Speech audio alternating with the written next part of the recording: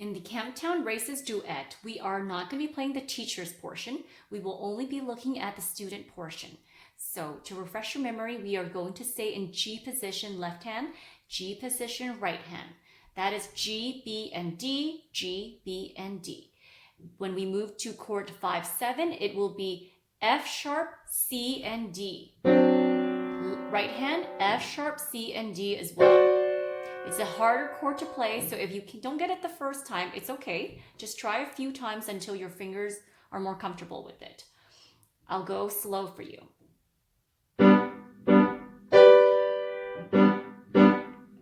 ready, chord 5-7, hold it down, 5-7,